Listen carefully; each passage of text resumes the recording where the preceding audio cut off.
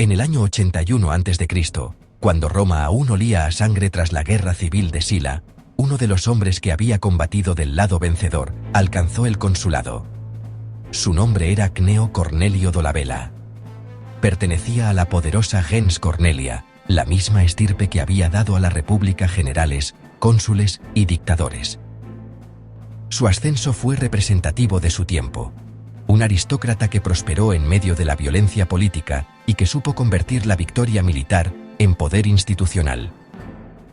Fue general bajo el régimen de Sila, gobernó Macedonia, celebró un triunfo por sus victorias contra los tracios y poco después fue acusado de extorsión en su provincia. Y el acusador no era un desconocido, era un joven aristócrata llamado Julio César, que intentaba abrirse camino en una república dominada por hombres como él. Cuando Lucio Cornelio Sila desembarcó en Italia en el año 83, Mario y Cinna habían muerto. Roma estaba formalmente bajo el control de los partidarios de Mario, pero el liderazgo había pasado a manos de figuras como Cayo Mario el Joven, elegido cónsul en el año 82 pese a su inexperiencia, y Cneo Papirio Carbón, uno de los principales dirigentes políticos del bloque. No era un poder débil en términos militares, pero sí un poder nervioso, marcado por la urgencia y por la conciencia de que el regreso de Sila significaba una guerra a muerte. Roma no vivía un debate político, vivía una cuenta atrás. En ese escenario aparece Cneo Cornelio Dolabella. Las fuentes lo sitúan como legado y vinculado al mando naval dentro del dispositivo silano. No era uno de los nombres que monopolizaban la atención, pero sí formaba parte del círculo operativo que sostenía la campaña. Ser legado de Sila en aquel momento significaba algo más que ocupar un cargo técnico. Implicaba alinearse de manera definitiva con un hombre que, si perdía, arrastraría a sus partidarios a la ruina. La apuesta era total. La guerra avanzó con rapidez brutal. En el año 82, la batalla de Sacriportus enfrentó a las fuerzas de Sila contra las tropas de Cayo Mario el Joven. La derrota mariana abrió la vía hacia Roma y dejó claro que el equilibrio comenzaba a romperse. Sin embargo, el desenlace no sería inmediato. Las fuerzas contrarias aún conservaban capacidad militar y se concentraron en lo que sería el choque decisivo, la batalla de la Puerta Colina. Situada al norte de Roma, fue el escenario de uno de los combates más sangrientos de la historia republicana. Las tropas samnitas y marianas intentaron forzar la entrada en la ciudad mientras Sila, con Dolabella como uno de sus legados, desplegaba sus legiones para impedirlo. La lucha fue encarnizada, prolongada hasta la noche. Las fuentes describen una jornada de caos, polvo y gritos, con la muralla de Roma como telón de fondo y la sensación real de que la República podría desintegrarse en cuestión de horas. Finalmente, la disciplina de las legiones silanas se impuso. La victoria fue total y devastadora. Miles de enemigos fueron ejecutados o capturados. Roma se salvaba, pero al precio de una nueva fase de terror político. Tras la victoria llegó el verdadero giro. Sila entró en la ciudad no como un simple general victorioso, sino como dueño absoluto del poder.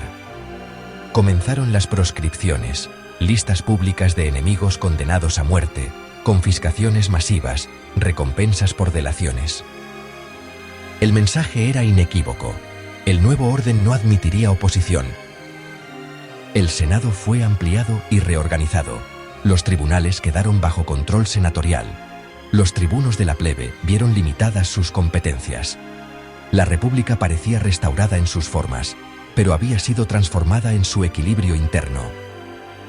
Es en este contexto donde debe entenderse el ascenso de Dolabella. No se convierte en cónsul por una campaña brillante que lo haya elevado por encima de sus contemporáneos, ni por una reforma innovadora que lo haya hecho indispensable.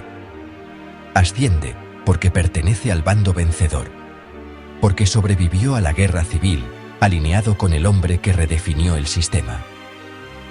En la Roma posterior a una guerra interna, el mérito no se medía solo en talento, sino en lealtad y en haber estado del lado correcto cuando el Estado se partió en dos.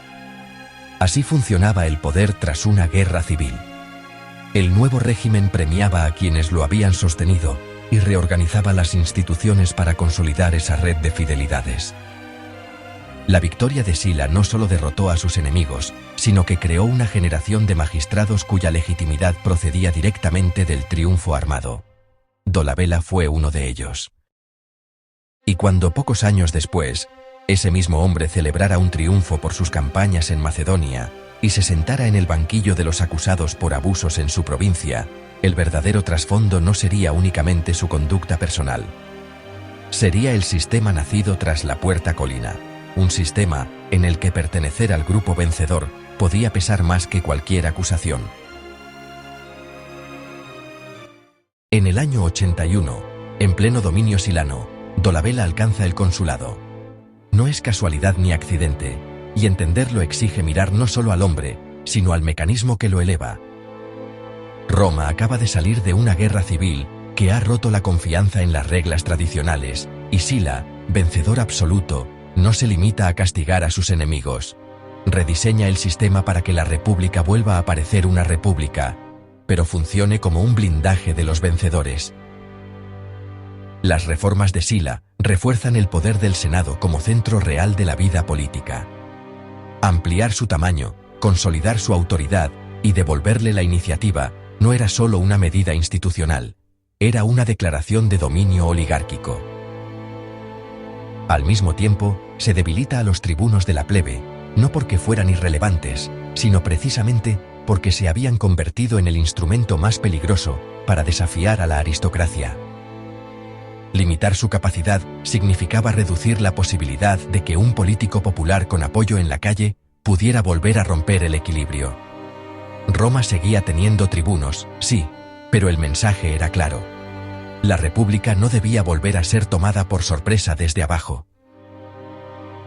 Y el punto más decisivo, el que marcará toda la historia de Dolabella, llega con la reorganización de los tribunales.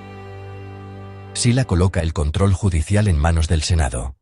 Eso significa que los grandes procesos políticos, y sobre todo, los juicios por abusos de gobernadores en provincia, quedan sometidos a jurados pertenecientes al mismo orden social que los acusados. En apariencia, es una restauración del orden y de la legalidad tras el caos. En la práctica, es un sistema diseñado para proteger a los suyos, para que las reglas existan, pero no se vuelvan contra el grupo que acaba de recuperar el poder por las armas. Por eso el consulado de Dolabella debe leerse dentro de esa lógica. Roma parece haber recuperado la estabilidad, pero es una estabilidad cimentada sobre la violencia reciente y sobre una arquitectura institucional que no busca tanto la justicia como la seguridad del bloque vencedor. Dolabella es cónsul en una república que se presenta como restaurada, pero que en el fondo está blindada. Y ese blindaje, que en el 81 a.C. parece garantía de orden, será exactamente lo que explique más adelante por qué un hombre como él puede regresar de una provincia, ser acusado de abusos, y aún así salir indemne. Tras su consulado, Dolabella recibió el gobierno de Macedonia como procónsul, aproximadamente entre el 80 y el 78 a.C. No era un destino menor. Macedonia era una provincia estratégica, frontera activa frente a pueblos tracios y balcánicos que periódicamente desafiaban la autoridad romana. Allí, lejos del Senado y del escrutinio inmediato de Roma, un gobernador ejercía un poder amplio y concentrado. Dolabella dirigió campañas contra grupos tracios y obtuvo victorias suficientes como para regresar a la capital y celebrar un triunfo en el año 77. El desfile confirmó ante la opinión pública su imagen de general eficaz y defensor de las fronteras. Desde Roma, la historia parecía clara. Había cumplido con su deber y había traído gloria al Estado. Pero gobernar una provincia no era solo dirigir operaciones militares. El procónsul actuaba con imperium, es decir, con autoridad suprema en el territorio asignado. Administraba justicia, organizaba la recaudación de impuestos, decidía sobre contribuciones extraordinarias en caso de guerra y supervisaba la relación con las ciudades sometidas. Aunque existían normas y límites formales, la distancia con Roma convertía ese poder en algo difícil de fiscalizar en tiempo real. El gobernador dependía de su propio criterio, de su red de colaboradores y de su capacidad para imponer decisiones. La recaudación era uno de los puntos más sensibles. Los tributos provinciales solían gestionarse en colaboración con los publicani, empresarios ecuestres que adelantaban al Estado una cantidad fija y luego se encargaban de recuperar el dinero sobre el terreno. La relación entre gobernador y publicani podía ser cooperativa, tensa o interesadamente flexible. El margen para exigir pagos adicionales, imponer multas o reinterpretar obligaciones fiscales existía, y ese margen generaba una tentación estructural. No hacía falta inventar escándalos concretos para comprender el riesgo. Tras su regreso de Macedonia, comenzaron a surgir acusaciones de repetundae, corrupción, contra Dolabela. No conservamos el expediente detallado ni los nombres de las ciudades denunciantes, pero el mecanismo habitual en estos casos implicaba que comunidades provinciales perjudicadas o individuos concretos buscaran en Roma a un patrono dispuesto a llevar la acusación ante los tribunales, un ciudadano romano con ambición suficiente para enfrentarse a un excónsul. El delito de repetundae no significaba simplemente corrupción en sentido moderno, sino abuso de poder en la gestión provincial, exacciones ilegales, presión fiscal indebida, uso arbitrario de la autoridad judicial o apropiación de recursos más allá de lo permitido. En la República tardía, estos juicios eran relativamente frecuentes porque el diseño del sistema generaba conflictos inevitables entre autoridad y control. Lo decisivo no era solo si el gobernador había cruzado la línea, sino si el entramado político de Roma estaba dispuesto a permitir que esa línea tuviera consecuencias. Así, la historia de Dolabela en Macedonia no debe leerse como la de un villano excepcional, sino como la de un magistrado que operó dentro de un modelo institucional que concentraba poder y multiplicaba incentivos. Y cuando las acusaciones llegaran a los tribunales, lo que se pondría a prueba no sería solo la conducta de un procónsul, sino la capacidad de la República para juzgar con imparcialidad a uno de los suyos. Cuando las acusaciones contra Dolabela llegaron a Roma, el hombre que decidió asumir la acusación no era todavía una figura central de la política republicana. Era un joven aristócrata de poco más de 20 años, ambicioso, consciente de su linaje y marcado por una experiencia reciente que no debía de haber olvidado. Años antes, durante la dictadura de Lucio Cornelio Sila, había sido señalado por su cercanía al entorno mariano, y solo la intervención de influyentes mediadores le había evitado mayores consecuencias. Ese joven era Julio César. César no era un improvisado. Sabía perfectamente lo que significaba y el peligro de acusar a un excónsul como Cneo Cornelio Dolabela, vencedor militar y miembro consolidado del bloque senatorial surgido tras la Guerra Civil, y hacerlo ante un tribunal diseñado precisamente por ese mismo régimen. El juicio se celebró ante un jurado compuesto por senadores, conforme a la reorganización judicial silana. Aquella reforma había devuelto el control de los tribunales al orden senatorial, desplazando a los ecuestres que antes compartían o monopolizaban esa función. César, joven y todavía sin el peso institucional que más tarde adquiriría, se enfrentaba no solo a Dolabela, sino a una red de solidaridad corporativa. La absolución llegó como resultado previsible dentro de ese marco. Dolabela fue declarado inocente. Formalmente, la República había funcionado. Acusación, defensa, deliberación, sentencia. Pero el desenlace revelaba algo más profundo. El sistema judicial no era neutral, estaba inserto en el equilibrio de poder del momento. La arquitectura institucional creada tras la victoria de Sila no solo organizaba el Estado, sino que protegía a quienes lo habían construido. César comprendió que la justicia no operaba en un vacío ideal, sino dentro de un entramado de alianzas y pertenencias.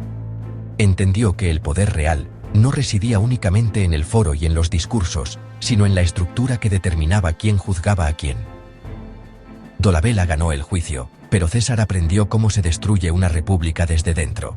No por un golpe espectacular, no por una invasión extranjera, sino por la normalización de un sistema que protege a sus propios miembros mientras mantiene intactas las formas legales. Años más tarde, Cuando César actúe con una determinación que romperá el equilibrio republicano, no lo hará desde la ingenuidad. Lo hará sabiendo exactamente cómo funcionaba aquel mundo en el que, siendo joven, había intentado combatir al sistema con las armas del propio sistema, y había perdido. Tras la absolución de Dolabella, las fuentes prácticamente guardan silencio sobre él. No encabezó grandes movimientos políticos, ni protagonizó nuevas crisis. Dolabella siguió siendo lo que siempre había sido: un hombre integrado en el sistema, beneficiario de su lógica y protegido por su estructura. Y ese silencio es significativo, porque demuestra que el juicio no arruinó su carrera ni alteró el equilibrio del poder. La República absorbió el episodio sin convulsiones. Décadas después, cuando Julio César cruce el Rubicón y desencadene una nueva guerra civil, muchos situarán allí el inicio del fin. Pero la erosión no comenzó con el paso de una legión sobre un río. Había empezado antes, en decisiones aparentemente normales, en absoluciones previsibles, en la consolidación de un sistema que funcionaba, pero funcionaba sobre todo para proteger a quienes lo dirigían.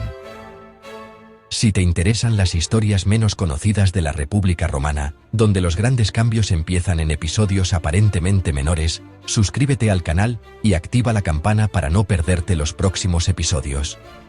Cada semana exploramos personajes, crisis y momentos decisivos que explican cómo Roma pasó de ser una república a convertirse en un imperio.